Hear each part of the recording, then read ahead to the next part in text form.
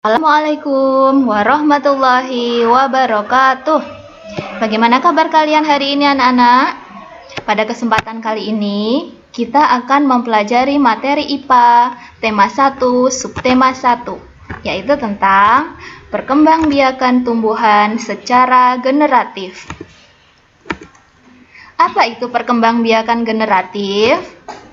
Perkembangbiakan secara generatif adalah perkembangbiakan yang melibatkan sel kelamin jantan dan sel kelamin betina. Sel kelamin jantan pada tumbuhan dinamakan benang sari, sedangkan sel kelamin betina pada tumbuhan dinamakan putik. Ciri tumbuhan yang dapat melakukan perkembangbiakan secara generatif adalah harus memiliki bunga, karena alat kelamin tumbuhan terletak pada bunga. Jadi, suatu tanaman yang tidak memiliki bunga tidak dapat melakukan perkembangbiakan secara generatif. Proses perkembangbiakan diawali dengan proses penyerbukan, yaitu jatuhnya benang sari pada kepala putik. Setelah terjadi penyerbukan, terjadi proses pembuahan atau fertilisasi, yaitu meleburnya sel kelamin jantan dengan sel kelamin betina. Setelah terjadi pembuahan, hasil pembuahan itu akan berkembang menjadi zigot, kemudian berkembang lagi menjadi embrio atau bakal biji, dan selanjutnya akan berkembang menjadi biji. Dan ini nanti biji yang akan digunakan untuk perkembangbiakan secara generatif. Selanjutnya kita akan mempelajari jenis-jenis penyerbukan. Yang pertama berdasarkan perantaranya.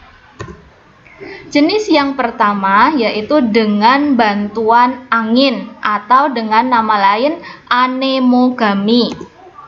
Contoh tumbuhannya adalah padi, jagung, kelapa, dan rumput. Ciri-ciri bunganya, anak-anak bisa mengamati bunga yang mengalami penyerbukan dengan bantuan angin.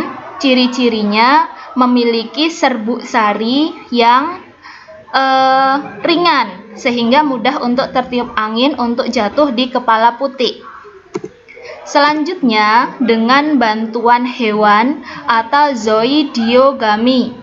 Biasanya, hewan yang dapat membantu penyerbukan ini adalah kupu-kupu, kemudian kumbang, ataupun semut. Biasanya bunganya memiliki warna yang mencolok dan juga bau-bau khusus yang bisa menarik perhatian serangga. Contoh tanamannya adalah mawar, melati, mangga, dan juga jeruk.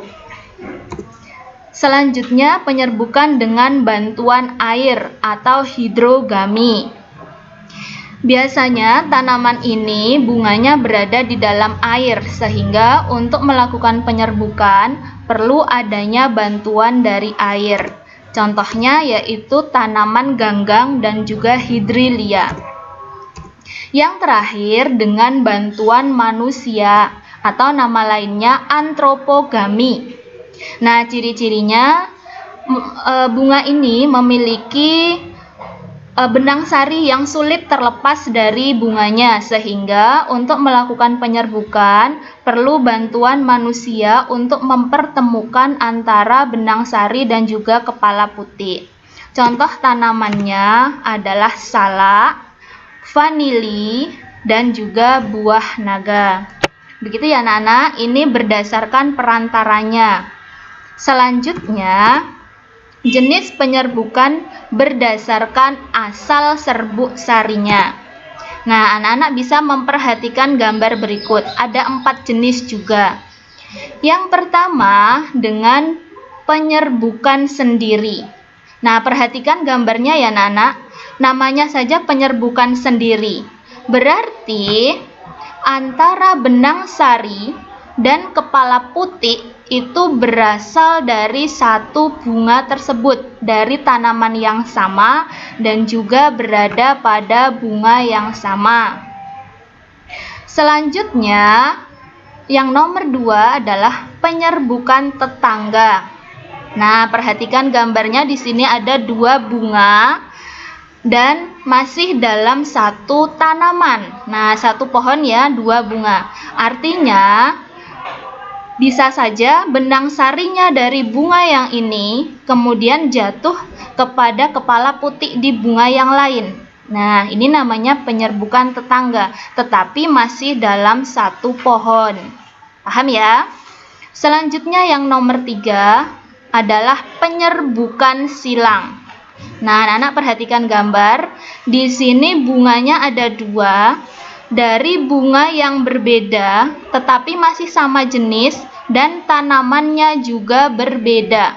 Jadi, penyerbukan silang ini terjadi pada 2 tumbuhan dengan sama jenisnya, tumbuhan lain ya, tanamannya ada 2 dan bunganya juga 2. Itu namanya penyerbukan silang.